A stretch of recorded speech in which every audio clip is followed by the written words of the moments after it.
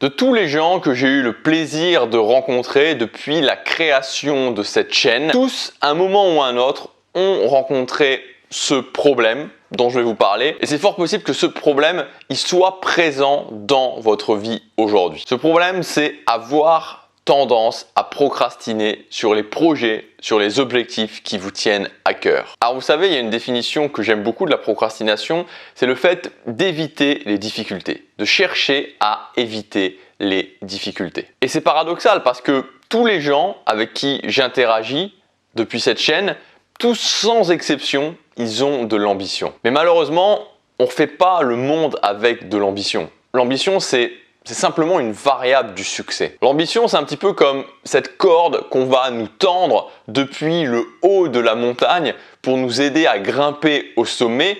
Mais après, c'est à nous de nous accrocher à la corde et de faire les efforts nécessaires pour nous hisser jusqu'au sommet. Parce qu'une fois qu'on a la corde en main, finalement, c'est trop facile de se dire que arriver au sommet de la montagne, c'est pas vraiment important pour nous. C'est aussi facile de faire taire cette voix qui nous dit que c'est important pour nous. C'est facile, mais en même temps, c'est tragique. Car faire taire cette voix, ça nous amène à gaspiller notre précieux temps et ça nous amène à faire des choses de merde au quotidien, des choses qui ont strictement aucune importance pour nous. Et en faisant ça, on construit brique après brique, non pas notre palais du succès, mais notre mausolée de la frustration. Bien sûr, on est conscient du problème, bien sûr, on est tous conscients du problème, vous êtes très certainement conscient du problème, vous avez cherché comment faire pour ne plus procrastiner, mais pourtant, vous procrastinez toujours. Alors aujourd'hui, je voudrais vous partager la méthode que j'utilise depuis un moment maintenant pour moi aussi éliminer la procrastination, puisqu'il ne faut pas croire que je ne procrastine jamais. Et cette méthode, en fait, c'est pas utiliser les petits hacks, c'est pas utiliser les petites techniques. Cette méthode, c'est comprendre en profondeur la procrastination et prendre quelques actions fondamentales qui vont vous permettre de faire descendre au plus bas ce taux de procrastination, la procrastination que vous avez au quotidien et qui vous empêche d'atteindre ce que vous voulez. Donc dans cette vidéo, je voudrais vous partager justement quelques-unes de ces actions. Si vous les mettez en place, vous allez voir que directement votre façon de voir la procrastination et la façon dont vous allez pouvoir lutter et réussir justement à faire baisser votre taux de procrastination n'aura plus rien à voir. Donc on va commencer. Juste avant, je vous rappelle que hier j'ai sorti une vidéo sur justement la méthode complète que j'utilise pour lutter contre la procrastination. Donc avec cette vidéo, il y a un challenge, il y a une formation qui est sous forme de challenge, un challenge de 30 jours pour faire tomber votre taux de procrastination extrêmement bas, quasiment à zéro. Donc si ça vous intéresse justement d'avoir la méthode complète, qu'on le fasse ensemble avec tous les outils nécessaires, avec un calendrier de suivi aussi du challenge, vous avez le premier lien dans la description où il y a absolument tout qui est expliqué. La première action à mettre en place, c'est de comprendre une chose au niveau de la procrastination. Je vous en ai parlé notamment dans la vidéo d'hier, je faisais le rapprochement avec la peur et je vous disais que la peur se nourrit du temps. Souvent, c'est une erreur majeure qu'on fait quand on a peur, c'est qu'on met du délai. On se dit « j'ai peur de faire ça ». Bon, je vais le repousser, je le ferai plus tard. Sauf que plus vous repoussez, plus la peur se renforce parce que le carburant numéro 1 de la peur, c'est le temps. La procrastination, elle se nourrit d'une chose, elle se nourrit du flou. Plus vous avez du flou, plus il y a de flou dans votre vie et plus potentiellement vous allez avoir un taux de procrastination qui va être haut. Alors ça veut dire qu'il faut justement faire tomber au maximum ce flou. Et je vais vous donner un exemple très précis, très concret. C'est avant tout, et ça va peut-être paraître bizarre à certaines personnes, mais pour d'autres, ils se reconnaîtront, ça va moins leur paraître bizarre.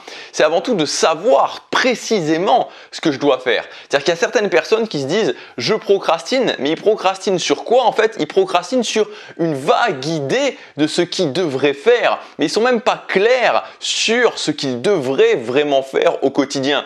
Donc vous voyez un petit peu le cercle qui se met en place, c'est-à-dire que je rajoute du flou sur le flou. Donc j'ai dans la tête que je procrastine, mais finalement je procrastine même pas vraiment parce qu'il y a tellement de flou que je sais même pas ce que je dois faire. Donc comment je sais que si je fais ou si je fais pas, si à la base je sais même pas ce que je suis censé faire au quotidien? Vous voyez un petit peu l'idée. Donc ça, c'est l'une des choses notamment où il faut évidemment savoir ce que je dois faire, parce que si je sais pas précisément quel jour je fais ça, quel jour je fais ça, quel jour je fais ça, quand est-ce que je fais dans la journée, je procrastine pas en fait parce que je sais pas ce que je dois faire. Donc la procrastination commence quand je ne fais pas ce que je dois faire et donc il faut savoir ce que je dois faire à la base. Et l'idée générale évidemment c'est d'éliminer le flou, de faire tomber tous ces rideaux de flou.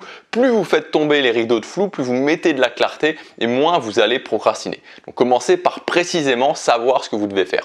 Ensuite, de vous poser la question à chaque fois, c'est le deuxième point, est-ce que c'est de la procrastination ou pas? C'est-à-dire que la procrastination, c'est ne pas monter au sommet, comme on l'a vu. C'est éviter les difficultés, c'est mettre du délai et donc ne pas monter jusqu'au sommet. Mais la vraie question à se poser, c'est est-ce que j'ai vraiment envie d'aller au sommet? Parce que pour aller au sommet de cette montagne-là, il va falloir faire des efforts, ça va être compliqué, ça va être difficile, il va y avoir du doute.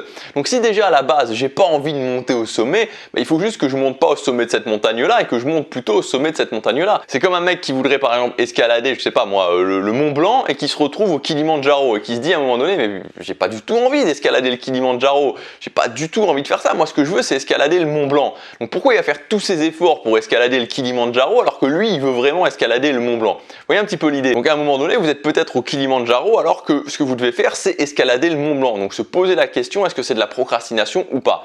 Troisième point c'est faire des bilans très précis.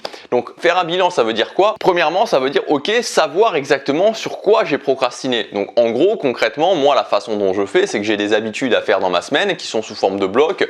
Le lundi j'ai ces habitudes là, le mardi j'ai ces habitudes là, mercredi ces habitudes là, etc. Est-ce que j'ai fait, est-ce que j'ai pas fait? Donc si j'ai fait, je valide et j'ai pas procrastiné. Si j'ai pas fait, je ne valide pas, je mets une croix et ça veut dire que j'ai procrastiné. Donc d'avoir vraiment une liste concrète des activités, des habitudes sur lesquelles vous avez procrastiné.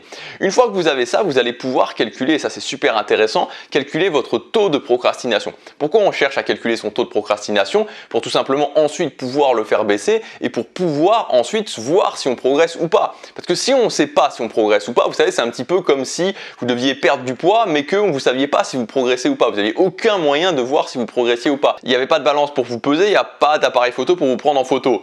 Voilà, ça va être frustrant au bout d'un moment. C'est la même chose au niveau de la procrastination. Il faut calculer son taux de procrastination pour ensuite pouvoir le faire baisser, pour ensuite voir si on progresse ou pas. Donc comment on calcule son taux de procrastination? C'est assez simple. C'est simplement se dire ok, par exemple sous forme de blocs, que ce soit des actions ponctuelles ou des habitudes, imaginons par exemple que j'ai 20 blocs à faire dans la semaine. Habitudes, actions ponctuelles, même si c'est les mêmes habitudes. C'est-à-dire que moi je calcule de cette façon-là, si je dois faire 5 fois la musculation par semaine, c'est 5 blocs différents, c'est pas juste une fois.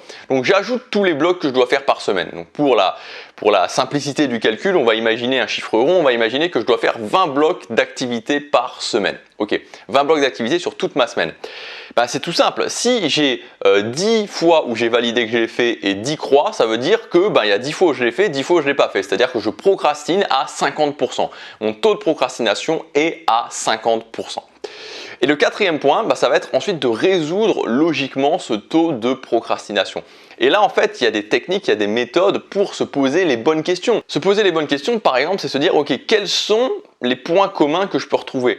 Est-ce que c'est toujours les mêmes activités sur lesquelles je procrastine? Peut-être que je m'aperçois que la plupart des choses je le fais, mais le sport, je ne le fais pas. Par exemple, peut-être que c'est un certain moment de la journée où je procrastine. Peut-être que le soir en rentrant du boulot, je procrastine alors que le matin avant de commencer à aller travailler, je ne procrastine pas. Peut-être que c'est les jours où il y a eu un impondérable où je procrastine. Et donc là, justement, ça met le doigt sur quelque chose d'autre. Donc en fait, ça c'est l'exemple type des bonnes questions à se poser qui vont permettre de mettre les doigts sur les vrais problèmes et ensuite de résoudre les vrais problèmes et donc de faire baisser mon taux de procrastination. L'idée étant d'arriver à un taux de procrastination, on va dire de 5%. 5%, voilà, 5% c'est bien. Il n'y a pas de perfection qui existe. Toujours un taux de procrastination qui est 5, même 10%, c'est pas, voilà. Mais l'idée c'est, si je procrastine à 5%, c'est déjà très bien. Voilà pour cette vidéo, j'espère qu'elle vous aura donné des clés. Donc éliminer le flou, se demander si c'est le sommet que je veux grimper ou pas, faire un bilan, calculer son taux de procrastination et résoudre logiquement les problèmes. Si vous voulez qu'on fasse tout ça ensemble, alors c'est très guidé, c'est une méthode où je vous prends vraiment par la main. Il y a 2 semaines de préparation, il y a 30 jours de challenge pour faire tomber votre taux de procrastination en dessous de 5%.